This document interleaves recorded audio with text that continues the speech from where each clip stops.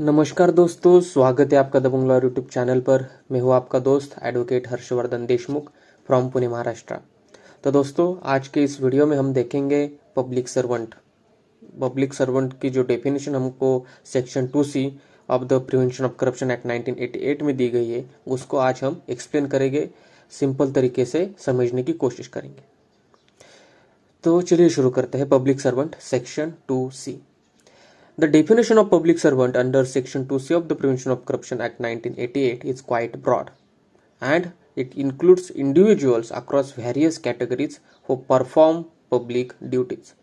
तो जो डेफिनेशन हमको इस एक्ट के अंदर दी गई है वो क्या है, काफ़ी ब्रॉड है और इसमें अलग अलग कैटेगरीज के लोग शामिल है जो पब्लिक ड्यूटीज परफॉर्म करते हैं।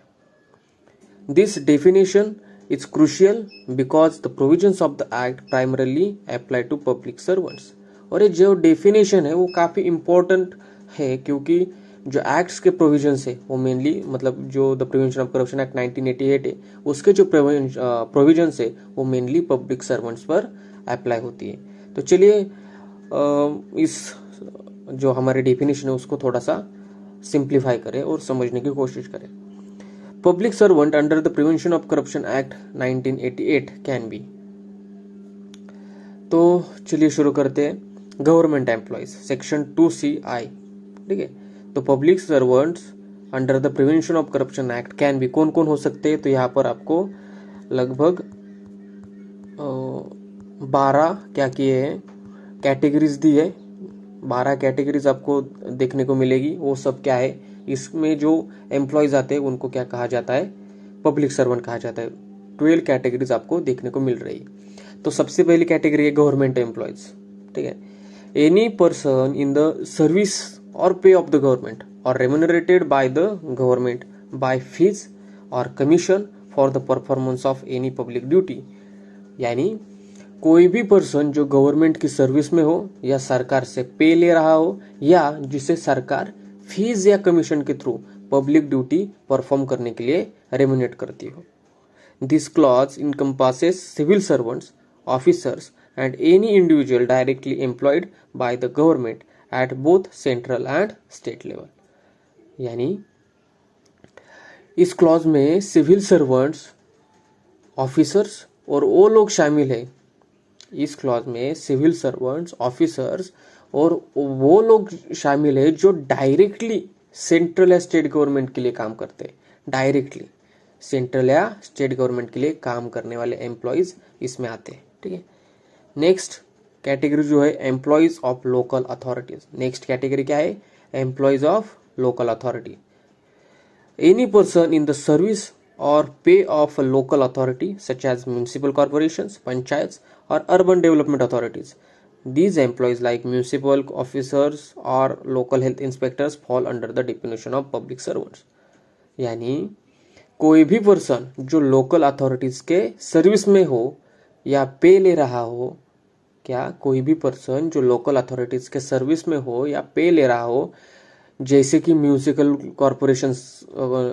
कॉर्पोरेशन, पंचायत या अर्बन डेवलपमेंट अथॉरिटीज के एम्प्लॉयज, ये क्या है, पब्लिक सर्वेंट्स है। जैसे म्यूनिसिपल ऑफिसर्स या लोकल हेल्थ इंस्पेक्टर्स भी पब्लिक सर्वेंट है, ठीक है। नेक्स्ट कैटेगरी जो है employees of statutory corporations and government controlled bodies section 2C3I, okay, मतलब आई यानी 3। एम्प्लॉयज ऑफ कॉर्पोरेशंस और authorities established by central, provincial or state laws or those owned, controlled or aided by the government, including government companies under the Companies Act 1956। यानी corporations या authorities के employees जो central, provincial या state laws के under established है या जो सरकार के ओन्ड, कंट्रोल्ड या एडेड है। सरकार के ओन कर रही हो या इसे कंट्रोल कर रही हो या एड कर रही हो, ठीक है, वो भी इसमें शामिल है। जिसमें गवर्नमेंट कंपनीज भी शामिल है जो कंपनीज एक्ट 1956 के अंडर रजिस्टर्ड हो, जैसे पीएसयू मतलब पब्लिक सेक्टर अंडरटेकिंग्स के एम्प्लॉयज, जैसे ONGC, BHEL या स्टेट ट्रांसपोर्ट कॉरपोरेशंस के लोग और गवर्नमेंट एडेड इंस्टीट्यूशन के एम्प्लॉयज भी इसमें आते हैं। This covers employees of public sector undertakings, PSU like ONGC, BHEL or state transport corporations as well as individuals employed in government aided institution, जो मतलब जिसे मैंने अभी कहा, जैसे कि मैंने अभी कहा कि इसमें कौन से शामिल है, कॉरपोरेशन या अथॉरिटीज के एम्प्लॉयज जो सेंट्रल, प्रोविंशियल या स्टेट लॉज के अंडर स्टैब्लिश्ड हो या जो सरकार के ओन्ड हो, कंट्रोल्ड हो या एडेड हो, ओके, जिसमें गवर्नमेंट कंपनीज भी शामिल है, ठीक है, जो कंपनीज एक्ट 1956 के अंडर रजिस्टर्ड हो, जैसे एग्जांपल के तौर पर पीएसयूज, पब्लिक सेक्टर अंडरटेकिंग्स के employ, for example ONGC, BHEL या स्टेट ट्रांसपोर्ट कॉर्पोरेशन के लोग, और गवर्नमेंट एडेड इंस्टीट्यूशन के एम्प्लॉयज भी इसमें आते हैं, ठीक है। ये थोड़ा सा ब्रॉड है, डिफिकल्टी समझने के लिए। नेक्स्ट जो कैटेगरी है वो है जजेस and persons with adjudicatory function. तो जजेस including individuals who are empowered by law to discharge adjudicatory functions whether by themselves or as a part of a body are included. This ensures that judicial officers who hold significant responsibility for ensuring justice are covered by anti-corruption provisions। तो ये जो point कहता है कि जजेस और ऐसे लोग जो लॉ के थ्रू एडजुडिकेटरी फंक्शंस को परफॉर्म करने के लिए एम्पावर्ड हुए, ठीक है, जजेस और ऐसे लोग जो लॉ के थ्रू एडजुडिकेटरी फंक्शंस को परफॉर्म करने के लिए एम्पावर्ड है, चाहे अकेले या किसी बॉडी के हिस्सा होके, चाहे अकेला या किसी बॉडी का हिस्से इसमें इंक्लूड होते हैं, ठीक है।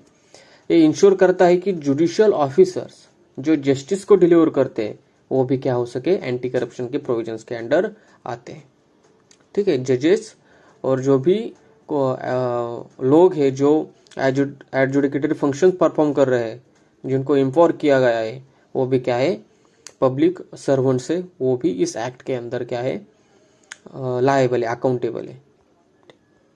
नेक्स्ट कैटेगरी आती है कोर्ट अपॉइंटेड पर्सन्स। तो any person appointed by court of law to perform any duty in connection with the administration of justice. This may include individuals such as liquidators, receivers or commissioners. These roles, even though temporary, carry a public duty, making them subject to this act.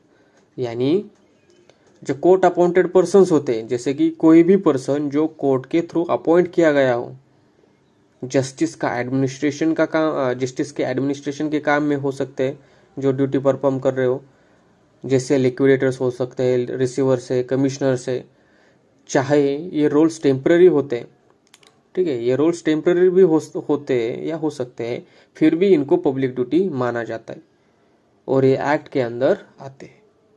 Next जो category वो है arbitrators and persons referred by a court.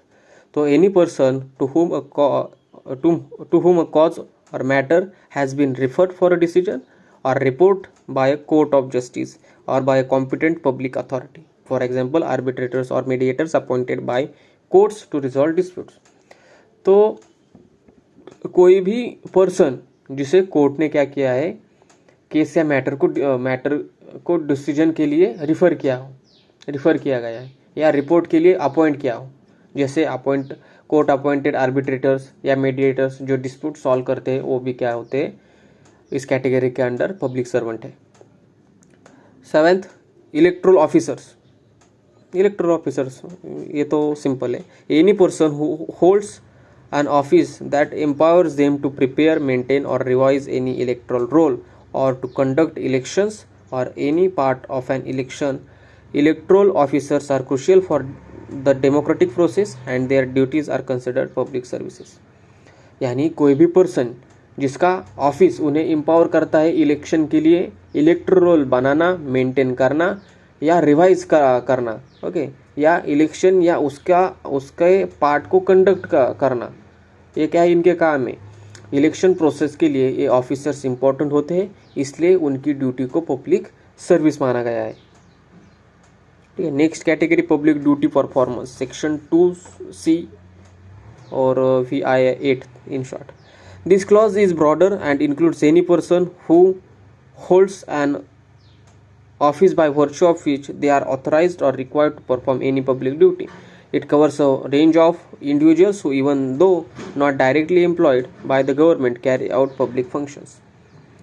यानी public duty performance मतलब क्या, ये clause broad है और कोई भी पर्सन जो ऐसे ऑफिस में हो जहां उन्हें पब्लिक ड्यूटी परफॉर्म करने के लिए ऑथराइज्ड या रिक्वायर्ड किया गया हो, उसमें इंक्लूड है। क्या है? इसमें इंक्लूड है। मैंने क्या कहा कि कोई भी पर्सन जो ऐसे ऑफिस में हो जहां उन्हें पब्लिक ड्यूटी परफॉर्म करने के लिए ऑथराइज्ड या रिक्वायर्ड किया गया हो, वो भी क्या है? इसमें शामिल है, इंक्लूड है। ये क्लॉज उन लोगों को कवर करता है जो डायरेक्टली सरकारी नौकरी में नहीं है पर पब्लिक फंक्शंस को परफॉर्म करते हैं। ठीक है। Next category, office bearers of registered cooperative societies.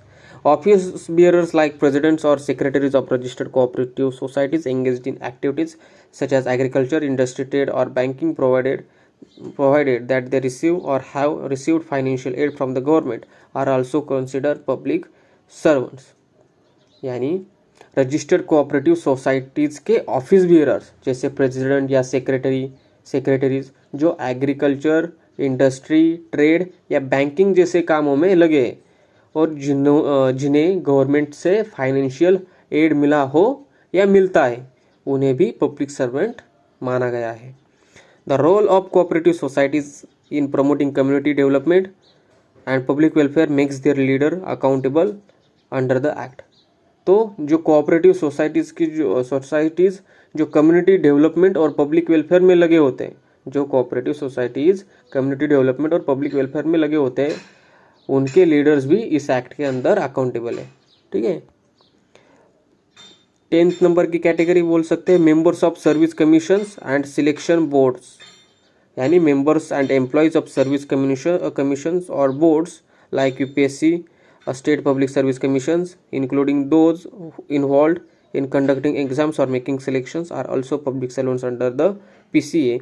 The integrity of the recruitment process is vital, so individuals in such roles are subjected to anti-corruption laws.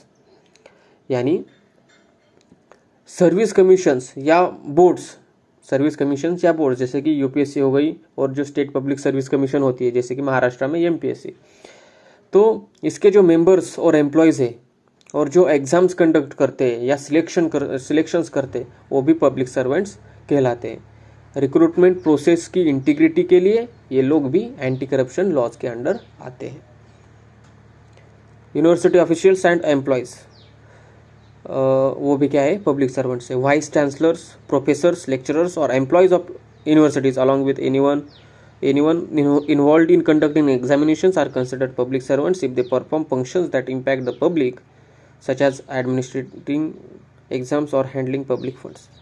तो जो यूनिवर्सिटी के ऑफिशियल्स और employees है वो भी क्या है? पब्लिक सर्वेंट है, जैसे कि वाइस चांसलर, प्रोफेसर्स, लेक्चरर्स या यूनिवर्सिटीज के एम्प्लॉयज, और जो एग्जाम कंडक्ट करते हैं उन्हें पब्लिक सर्वेंट्स माना गया है अगर वो पब्लिक ड्यूटी का परफॉर्म करते हैं, जैसे एग्जाम्स कंडक्ट करना या पब्लिक फंड्स हैंडल करना। ठीक है।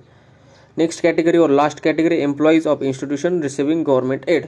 Office bearers or employees of institutions engaged in activities like education, science or social work and receiving government financial assistance, whether central, state or local, are also public servants. This ensures accountability in institutions that receive public funding. Institution government aid लेने वाले institutions के employees भी क्या है? Public servants है। Institution के office bearers या employees जो एजुकेशन, साइंस या सोशल वर्क जैसे काम करते हैं और जिन्हें गवर्नमेंट से फाइनेंशियल असिस्टेंस मिलता है, चाहे फिर सेंट्रल से हो, स्टेट से हो या लोकल लेवल पर हो, उन्हें भी पब्लिक सर्वेंट माना गया है। ये इंश्योर करता है कि पब्लिक फंडिंग लेने वाले इंस्टीट्यूशंस भी अकाउंटेबल हो। ठीक है। ये डेफिनेशन ये इंश्योर करता है।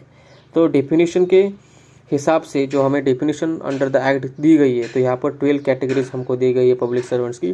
First category government employees, second employees of local authorities, third employees of statutory cooperation and government control bodies, next judges and persons with adjudicatory functions, fifth court appointed person, sixth arbitrators and persons referred by courts, seventh electoral officers, 8 public duty performance, 9 office bearers of registered cooperative societies, 10th members of service commissions and selection boards, 11 university officials and employees, and 12th employees of institutions receiving government aid.